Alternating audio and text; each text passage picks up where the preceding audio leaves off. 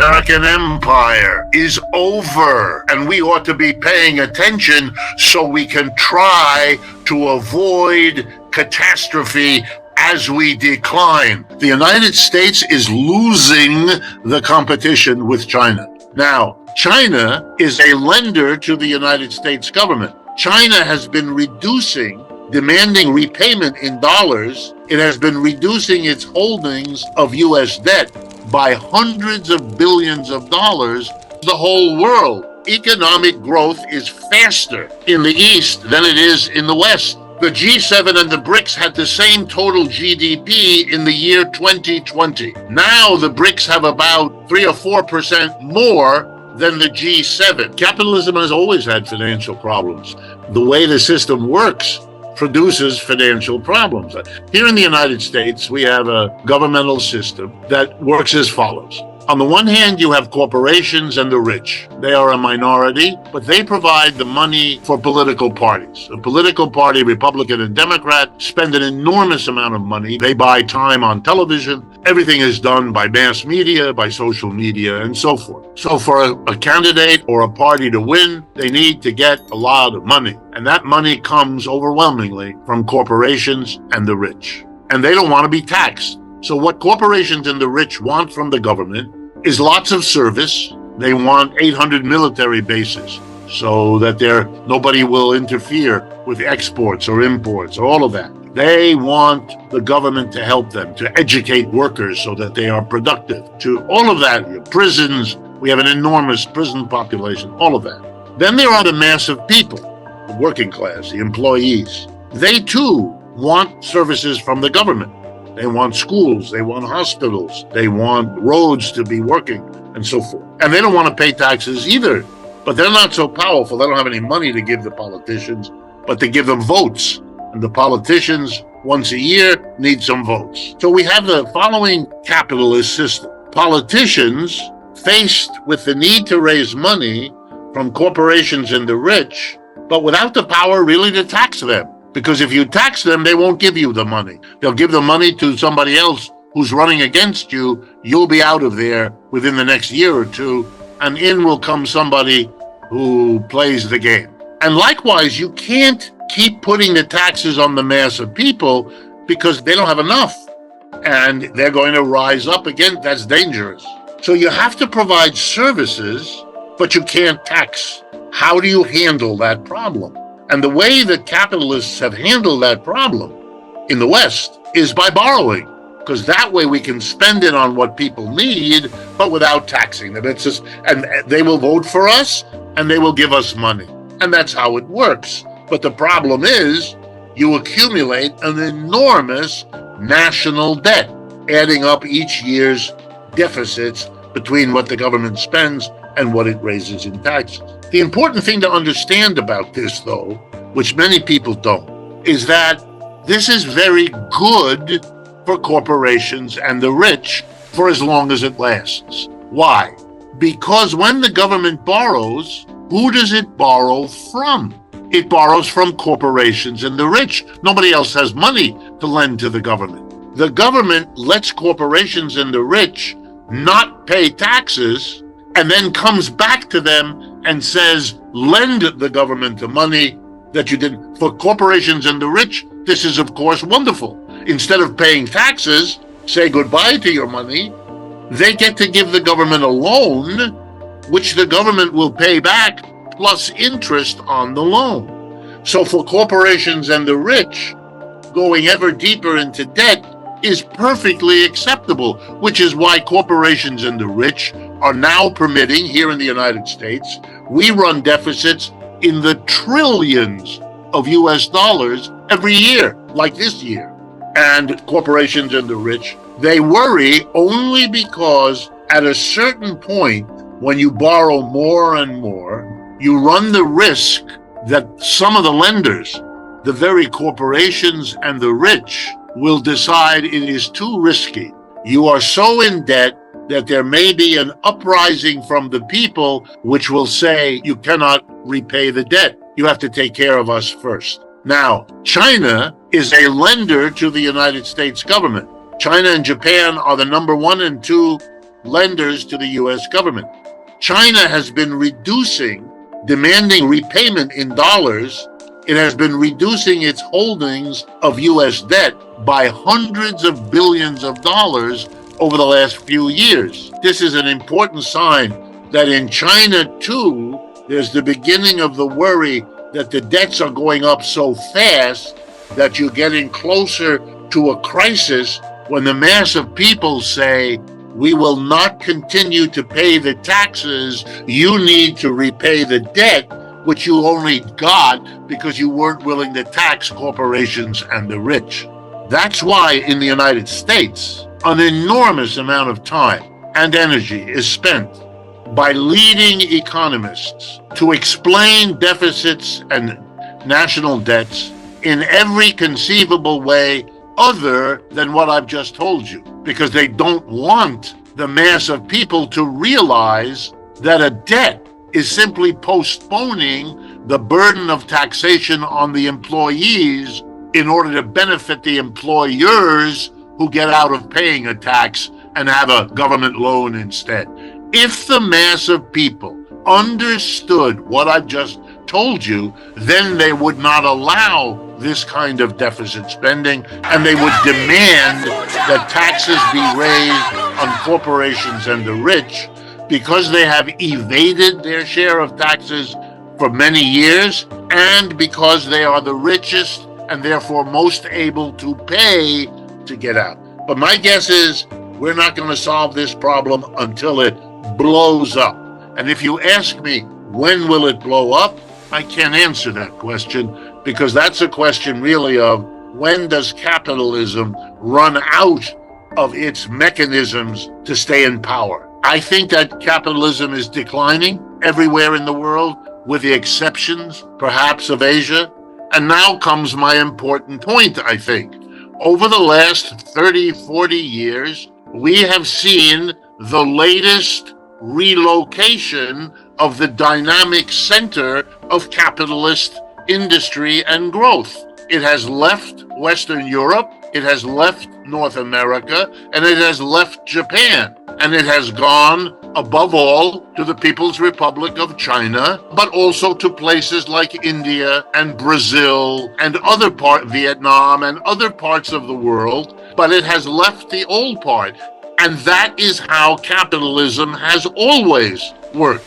It has always relocated following where profits were the greatest. And so, for example, here in the United States, many companies, many of our largest corporations over the last 40 years grew their enterprises in China or in India or in Brazil or in Vietnam. Wages were lower, India, China, and Brazil, and the economic market was growing faster than in Europe, North America, and Japan. And we are seeing the consequences for those that are able to see it, who are able to admit it, who are not blinded by their own ideology. And I have to tell you that in much of Europe and in much of North America, the major response to the relocation of capitalism to the east, mostly to the south and the east, has been what psychologists call denial. They haven't admitted it. Politicians have felt that what they must say to the people is that we are strong and we are powerful and we are what we were. This has happened before in history. It takes some time before the people living through the relocation of capitalism will finally be able to face it, to admit it, and to begin to deal with it. We're not there yet. And whether you look at the war in Ukraine, or you look at foreign policy of the West, or you look, for example, at the conflict around Taiwan in the South China Sea, you see a West that still thinks it has the dominant power. It doesn't. And the statistic I use to drive this point home to people is that if you look at the GDP, the gross domestic product, which measures the total output of goods and services in 1 year, if you look at the total GDP of the United States and its major allies, the G7, United States, Canada, Japan, Britain, France, Germany, and Italy.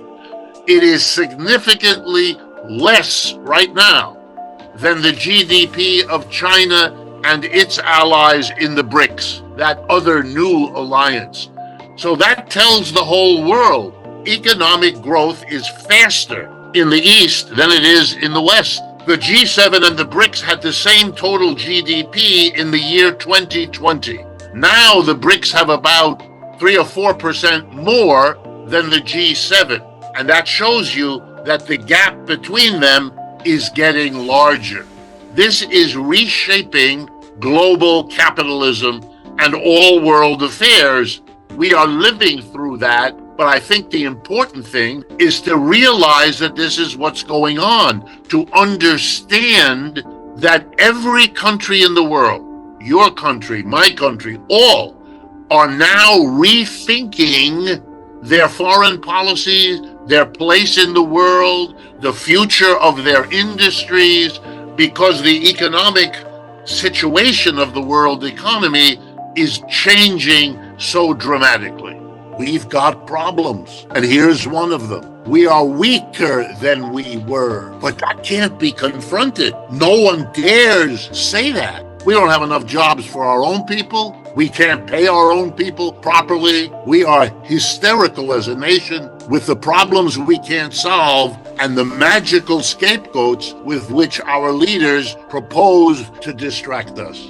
I want to talk about the open-ended, murky matter of where the administration of Mr. Trump might end up taking us in terms of the world economy. I'm going to begin with Mexico. That's one of the countries that's been in the news a lot, partly because the threat of the Trump administration to deport 15 million undocumented immigrants, most of which would be deported across our southern border into Mexico. At the same time, he has threatened to impose tariffs of all kinds on some or all of Mexico's exports into the United States. And Mexico, because it's a relatively poor country, the remittances, that's what we call the money going back across the border to Mexico, are a very important part of the Mexican economy. It enables villagers to buy things in their little communities because they have the money sent by their relatives in the United States. If you suddenly deport millions of people, the remittances are going to crash. They're not going to come to Mexico. That would be a shock of major importance. But it's only the beginning of what these deportations and these tariffs that are threatened, what they mean. The Mexican economy, since the time of the NAFTA agreement signed by President Clinton and later renewed by President Trump in his first term, those specifically block the United States from imposing tariffs. That's why those treaties were signed, and they were signed by 2 U.S. presidents. Well, the Mexican economy, the largest export market for Mexico, is the United States. If you raise the price to Americans of everything coming from Mexico because you add a tax, that's all a tariff is, a tax on something coming in from Mexico to the U.S., you're going to stop Americans from buying Mexican exports the way they have. Right. That's going to close their markets in their major market. You know what it's going to do? Throw millions of Mexicans out of work. Those jobs are going to disappear. Do the American people really want a fundamentally destabilized society along 1,000 miles of a common border? Keep that image in mind. The history of the United States is the history of an economy which in the 19th and 20th century grew spectacularly because it was strong enough to invite and to absorb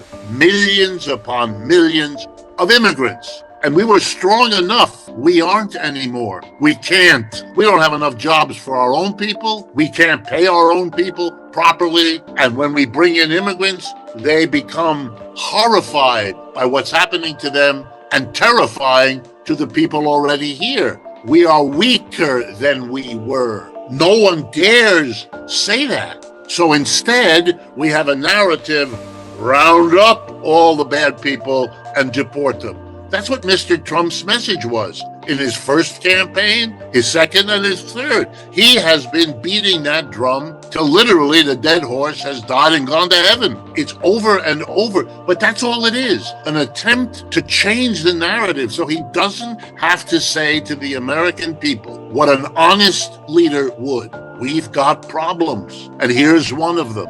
We are hysterical as a nation with the problems we can't solve and the magical scapegoats with which our leaders propose to distract us. Every capitalist around the world thinking about where they like to build their industry up. Do you want to become dependent on the United States as a market? You used to think, oh yeah, I'd love to penetrate that market, to have sales. Whoa, wait a minute.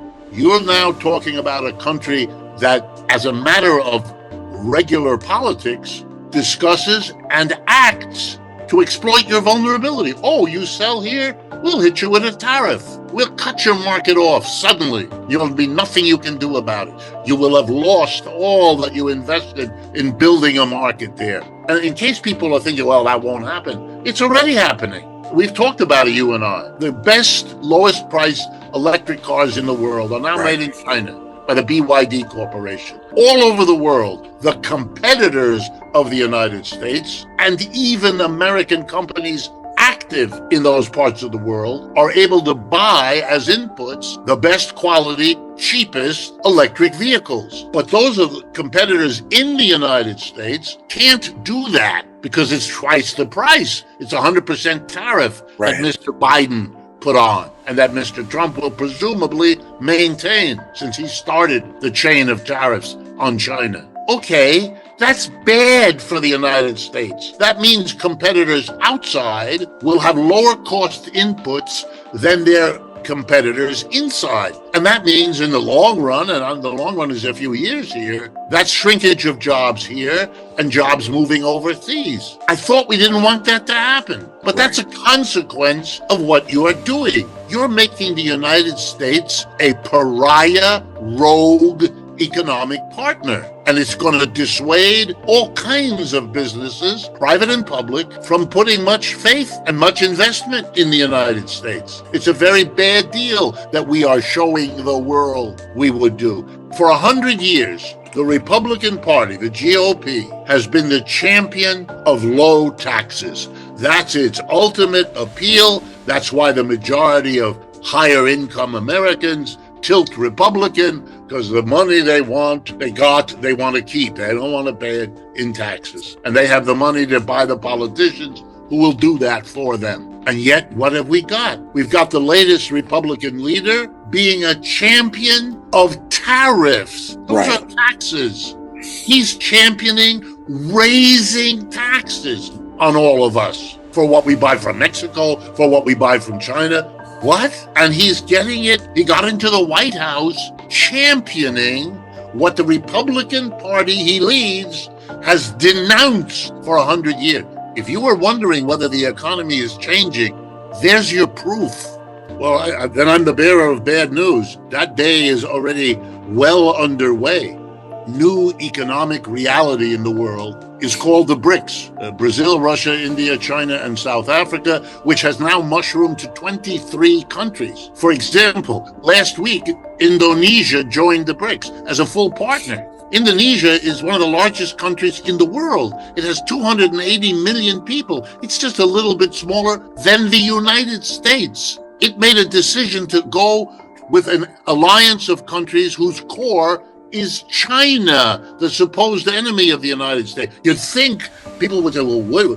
But here's the worst part of it. The number one goal of the BRICS, to develop means of trade among countries that don't use the dollar or other instruments controlled by the United States, because it's unreliable. No other reason. It's not an ideological. The United States showed that it would seize other people's money. It took Russia 300 billion or 400 billion from Russia because of the war. And then it has been imposing sanctions left and right. It's weaponizing its economic position. And what the BRICS represents is the reaction of the rest of the world to not wanting to be vulnerable in that way. Perfectly predictable. Only they've succeeded in kind of record time, and they now represent well over half the population of this planet. The United States is 4.5% of the population of this planet. There's no contest here. They are making the dollar less and less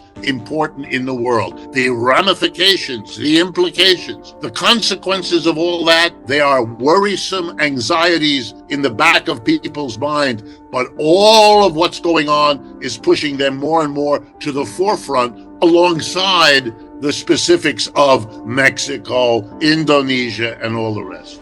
Yeah, and that everything points to that tipping close getting closer and closer. Nobody, including me, can predict the timing of all of these things. There are too many variables. Each of them is overdetermined by too many influences. So we can only see the broad outlines. We can see rough directions things are taking. But those directions indicate, and this is sort of my final thought for today, we are a weak economy. We cannot absorb immigrants. We cannot tolerate challenging economies like that in China. We cannot hold on to our own alliance. I want to remind you, the European Union includes the country of Denmark. Denmark is the country that owns literally Greenland. And we are now seriously discussing taking Greenland from our fellow NATO member. If that is done militarily, and that is part of what the Trump administration is talking about, that would be an attack on a NATO country. And given the NATO agreement, Part 5 of that agreement, Chapter 5, any attack on a NATO member will be responded to by all of NATO, which means the United States will have to fight the United States. But that's very symbolically, it tells you how out of control things have become. And we can pretend otherwise, we can ignore it, like that we ignored that Indonesia joined the BRICS last week, hardly mentioned here in the United States. It's an amazing process we're going through. The decline of the American empire, the decline of American capitalism, and the whole thing covered over with a level of denial that's pathological. Tariff is just a name given to a particular kind of tax. It's a tax that is applied when an object is produced outside the United States, but brought inside to be sold. So a bottle of French wine that is sold in your local liquor store, that's an import. And a duty, used to be called import duty, is a tax on that import. Mr. Trump has variously suggested he's going to throw a tariff against everybody. He has mentioned rates that go from 10% to 60% and possibly more in the case of China because he wants to punish them. And then he says things, I'm going to hit the Chinese with a tariff. Well, that shows he's either a hustler or an ignoramus. And I don't know. I'll let him choose which one he wants. Here's the irony. It'll make the inflation in this country go crazy, which is why he can't do it. Because the price of everything will go up. I mean, in the morning, you have a cup of coffee. That comes from abroad. We don't grow coffee in quantities in this country. That has to be imported. You put sugar in it. That has to be imported also. Okay, get ready for $25 lattes in the morning. That's going to hurt. You know who's going to get the blame? Mr. Trump and his nutty way of thinking. They take all this seriously. President Trump is going to whack the Chinese with a tariff. It's all nutty. This is Madison Avenue advertising gone crazy, distracting people from all the real issues that are changing and threatening their lives, and they go into this zone of make-believe. It's like in an amusement park when you're in the dark tunnel and the world isn't the way it really is.